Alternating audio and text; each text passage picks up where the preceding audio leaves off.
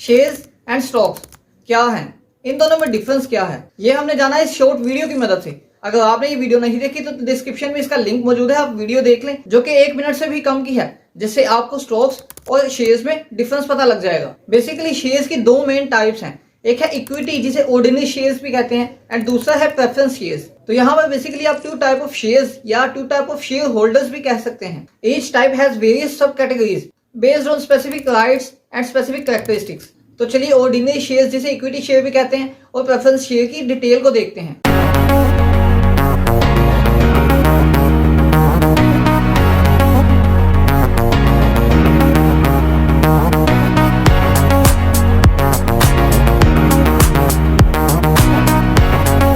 तो यहाँ पर इक्विटी शेयर का एक बहुत ही मेन पॉइंट है जो कि है वोटिंग राइट। बेसिकली कंपनी के जो बोर्ड ऑफ डायरेक्टर्स होते हैं, कंपनी की जो मैनेजमेंट चेंज होती है, उसका वोटिंग राइट होता है सिर्फ और सिर्फ इक्विटी शेयर होल्डर्स के पास।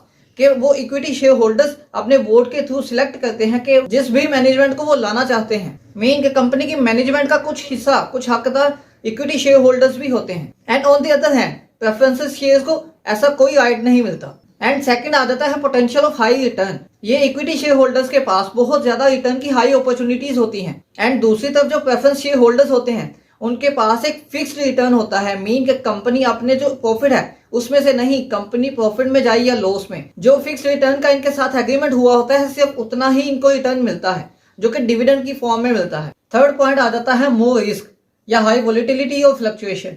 बेसिकली इक्विटी शेयर होल्डर्स के पास हाई रिटर्न का ऑप्शन है, तो इसका मतलब है कि वहां पर रिस्क भी, फ्लक्चुएशन भी, वोलेटिलिटी बहुत ज्यादा हाई होगी। लेकिन दूसरी तरफ जो प्रेफरेंस शेयर होल्डर्स होते हैं उनके पास ना कोई वोलेटिलिटी होती है, ना कोई फ्लक्चुएशन उनके पास आती है और ना ही उनके पास कोई ज्यादा रिस्क होता है। क्यों? क्योंकि ना उनके शेयर्स की प्राइस ज्यादा अप एंड डाउन जाती है और ना ही डिविडेंड की सूरत में मिलने वाले प्रॉफिट के अलावा उनके पास कोई प्रॉफिट की टाइप होती है। एंड फोर्थ पॉइंट आ जाता है ट्रेड, कि ये इक्विटी शेयर होल्डर्स ट्रेड करते हैं स्टॉक मार्केट में। तो क्या ये नहीं ट्रेड करते? ये बिल्कुल भी स्टॉक मार्केट में ट्रेड नहीं करते। ये प्रेफरेंस शेयर्स कंपनी डायरेक्टली ही सेल आउट करती है और डायरेक्टली ही उनको बाय कर लेती है। और ये प्रेफरेंस शेयर्स सिर्फ कंपनीज को ही लॉट होते हैं कि कुछ कंपनीज, कुछ एजेंसीज जो कि एक दूसरी कंपनी से शेयर्स को बाय करती हैं और उनके दरमियान एक फिक्स एग्रीमेंट होता है, उसी रेट पर उनको प्रॉफिट मिलता है। तो जैसे ही एग्रीमेंट का ड्यूरेशन खत्म हो जाता है तो वो कंपनीज अपने प्रेफरेंस शेयर्स वापस बाय कर लेती है। लेकिन जो कि शेयर मार्केट में ये इक्विटी शेयर्स ट्रेड करते हैं, तो इसीलिए कंपनी खुद शेयर्स को बाय नहीं करती, बल्कि बायर्स या सेलर्स खुद शेयर होल्डर्स ही होते हैं। समटाइम इस तरह हो जाता है कि कंपनी अपने इक्विटी शेयर्स को बाय करती है, जिसको कहते हैं बायबैक ऑफ शेयर्स, जो कि इसी की एक टाइप आ जाती है, जिसमें कंपनी एक प्राइस फिक्स करती है और शेयर होल्डर्स को पैसे देकर उनसे शेयर्स बाय कर लेती है और कंपनी खुद उन शेयर्स का ओनर बन जाती है। और नेक्स्ट पॉइंट आ जाता है dividend. Dividend preference share holders को मिलती है और प्रेफरेंस शेयर होल्डर्स को डिविडेंड मिलने के बाद जो कंपनी के पास प्रॉफिट बचता है उनमें से इक्विटी शेयर होल्डर्स को डिविडेंड मिलता है। और ये मैं पहले ही बता चुका हूं कि प्रेफरेंस शेयर होल्डर्स को डिविडेंड फिक्स रेट पर मिलता है, जैसा ही उनका एग्रीमेंट हुआ होता है। लेकिन इक्विटी शेयर होल्डर्स को कंपनी खुद अनाउंस करती है कि उनको कितना डिविडेंड अनाउंस करना है। तो नेक्स्ट पॉइंट भी पे आउट से रिलेटेड ही है कि डिविडेंड जो कि इक्विटी शेयर होल्डर्स को मिलता है आफ्टर प्रेफरेंस शेयर होल्डर्स। तो पे आउट की एक टाइप जो कि बोनस शेयर है, कंपनी सिर्फ इक्विटी शेयर होल्डर्स को ही बोनस शेयर अनाउंस करके उनको देती है। जो प्रेफरेंस शेयर होल्डर्स होते हैं वो बोनस शेयर्स अवेल नहीं कर सकते। एंड नेक्स्ट पॉइंट आ जाता है रिडम्पशन।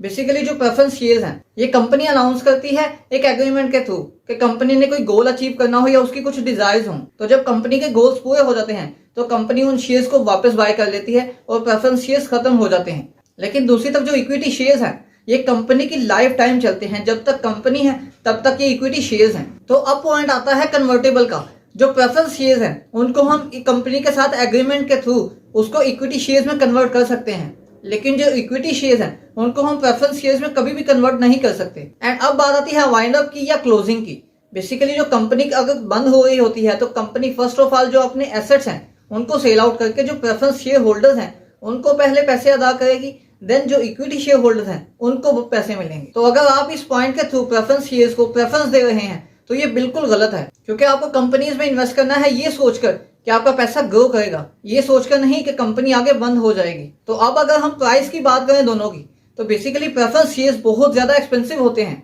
इसीलिए सिर्फ ये कंपनीज को, एजेंसीज को ही लॉट किए जाते हैं। ये equity share holder stock market में ट्रेड करते हैं, तो इसीलिए इन शेयर्स की प्राइस बहुत ज्यादा लो होती है। और एक सिंगल शेयर होल्डर भी काफी कंपनीज के शेयर्स को होल्ड कर सकता है। बेसिकली जब कंपनी को पैसों की जरूरत पड़ती है या कंपनी ने अपनी कोई फाइनेंशियल नीड को पूरा करना होता है तो कंपनी दो टाइप के शेयर्स अनाउंस करती है। कंपनी प्रेफरेंस शेयर्स निकालती है जो कि डिफरेंट कंपनीज जो है, डिफरेंट एजेंसीज उनको बाय करते हैं और कंपनी को जो पैसे मिलते हैं कंपनी उनसे अपनी फाइनेंशियल नीड्स को पूरा कर लेती है।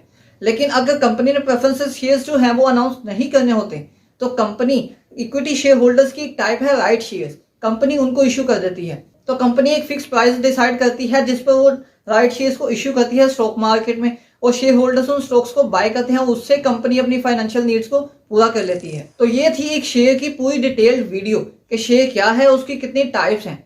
इसी तरह हम स्टॉक क्या है और स्टॉक की टाइप्स कितनी है, स्टॉक्स बिहेव कैसे कैसे करते हैं, ये हम डिस्कस करेंगे नेक्स्ट वीडियो में। क्योंकि मैं इन्वेस्टमेंट को प्रेफर करता हूँ, बेसिकली इन्वेस्टमेंट करने के लिए एक आपको कंपनीज को एनालाइज करना पड़ता है।